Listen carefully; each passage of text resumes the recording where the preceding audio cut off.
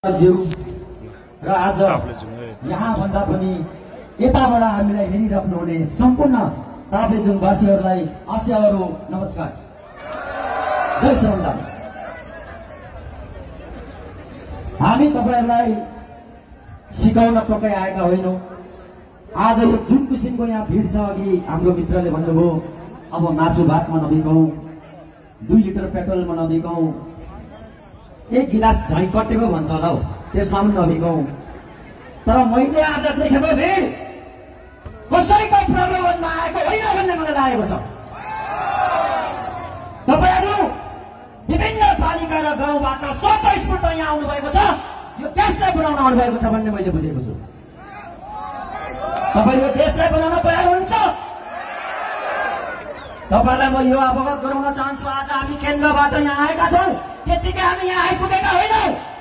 हामीले हातमा ठेला लिएर आएका छौं, यो देश बनाउँदै बनाउँदै हामी यहाँसम्म आइपुगेका हौं। तसर्थ तपाईहरु पनि आफ्नो हातमा ठेला उठाउन तयार हुनुहुन्छ? तयार हुनुहुन्छ भने मात्रै तपाईलाई श्रम संस्कृति पार्टीले स्वागत गर्नेछ, नत्र कुर्सीमा हल्लिएर यो देश बन्दैन। कि फेरि कुर्सीमा हल्लिएर देश बनाउने हो तपाईहरु? हामीले भनेका छौं हाम्रो कार्यकर्ता हुँदैन, हाम्रो पार्टीको झण्डा हुँदैन, राष्ट्रिय झण्डा नै हाम्रो झण्डा हो। हाम्रो पार्टीको कार्यकर्ता हुँदैन, हाम्रो मात्र श्रमदाता हुन्छ। तपाईहरु श्रमदाता बन्न तयार हुनुहुन्छ?